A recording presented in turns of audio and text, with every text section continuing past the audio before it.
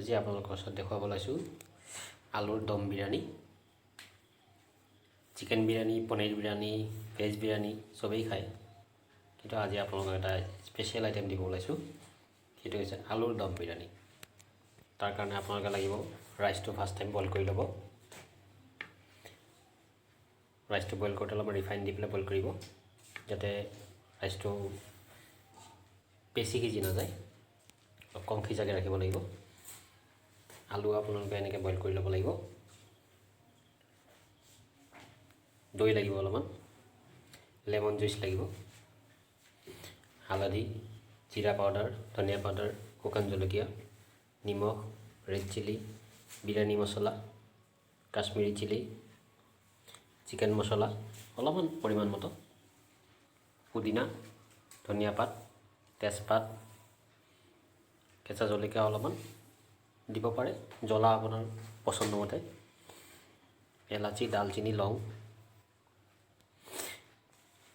তাৰপিছত আপোনাৰ লাগিব মছলাটো বনাবৰ কাৰণে গ্ৰেভিটো, পিঁয়াজ, বিলাহী, আদা নহৰু পেষ্ট কৰি ল'ব লাগিব।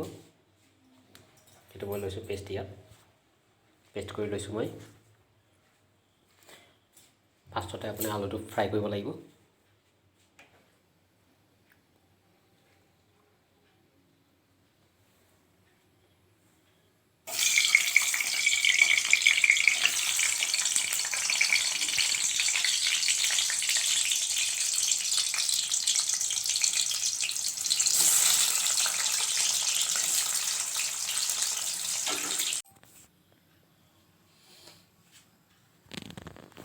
আলুটো ঠিক এনেকুৱাকৈ ব্ৰাউন কৰি ল'ব।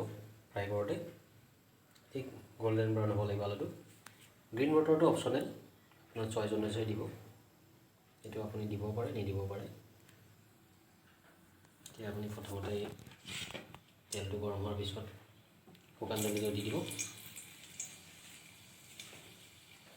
ইলাচি, লং, দালচেনি,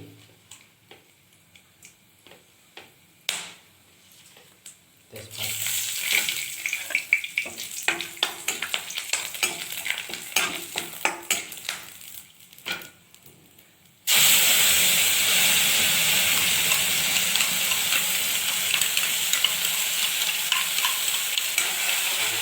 অনিয়ন, টমেটো, গ্ৰেভি দিছোঁ মই।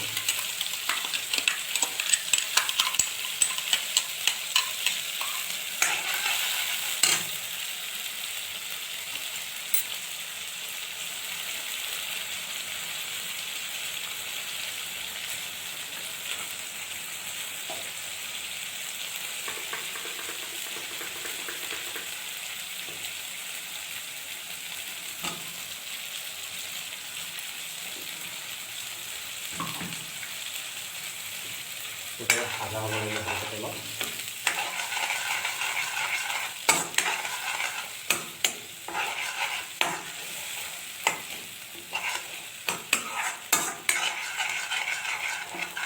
লৰাই থাকিব লাগিব পূৰা, লৰাই নালাগিলে চিটিকনি মাৰে বহুত। এইটো গ্ৰেভিটো বনাওঁতে বহুত লৰাব লাগে।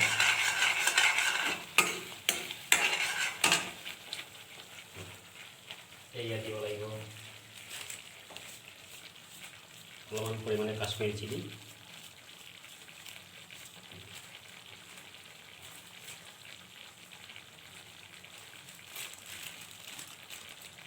অকণমান চিকেন মছলা,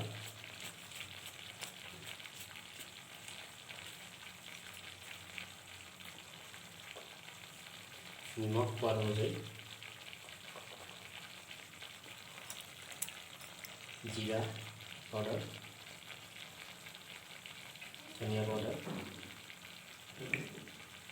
হালধি,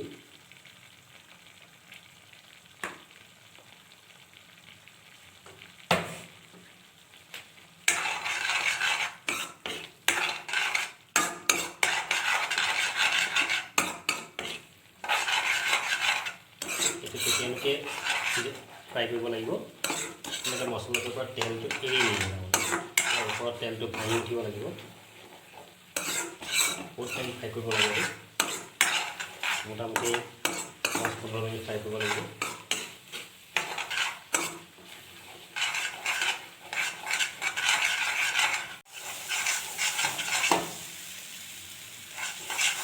মোটামুটি গ্ৰেভিটো ৰেডি হৈছে। এনেকৈ তেলটো ওলাব লাগিব গ্ৰেভিৰ পৰা। এতিয়া ইয়াত দৈখিনি দিব লাগিব। দৈখিনি মই ফেটি লৈছোঁ।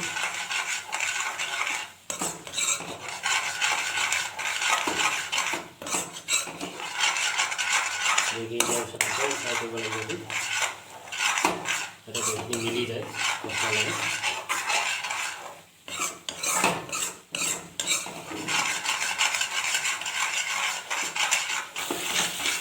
গ্ৰেভিটো হৈ গৈছে। ইয়াত আপোনাৰ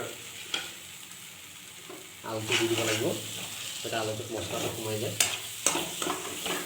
মছলা আলুটো ফ্ৰাই হ'ব লাগিব, তাৰ কাৰণে অলপমান পানী দিব লাগিব।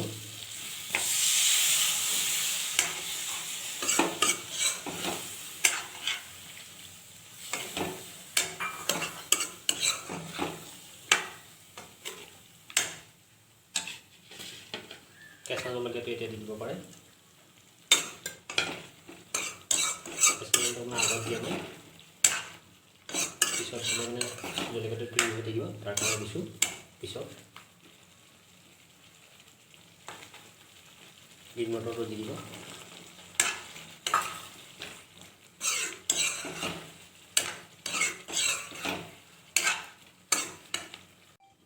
পাঁচ মিনিট হৈ গৈছে। এতিয়া মই ঢাকনখন লগাই দিছোঁ।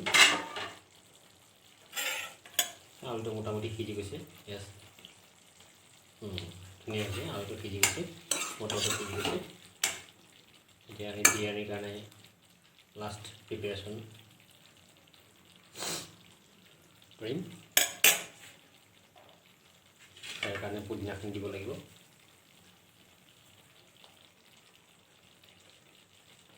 তাৰপিছত দিছোঁ ধনিয়াখিনি।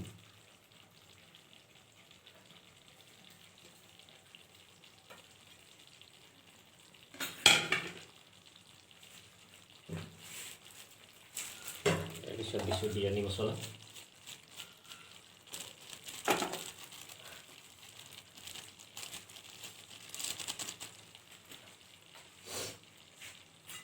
ইয়াৰ পিছত আমি ৰাইচটো দি দিছোঁ মই।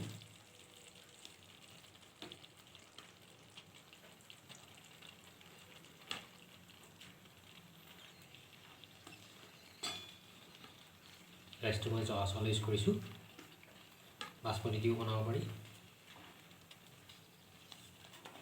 বাচমতি দিও ভাল হয়, জহা দিও বনাব পাৰি, নিজৰ পচন্দ মতে। ৰাইচটো ধুনীয়াকৈ হাতেদি সলাই দিব লাগে, যাতে প্লেটৰ পৰা এয়াৰটো বাহিৰত ওলাই নাহে। ৰাইচেদি মছলাৰ ফ্লেভাৰটো যাতে ভিতৰতে থাকি যায়। ইয়াৰ পৰা মই 1 চামুচ ঘিউ দি দিছোঁ। ঘিউটো ওপৰত দিব লাগে।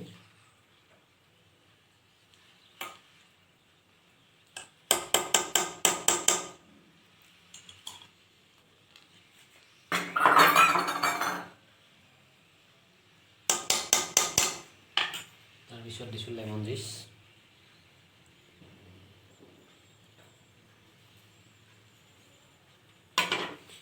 এতিয়া আকৌ ঢাকি দিব লাগিব।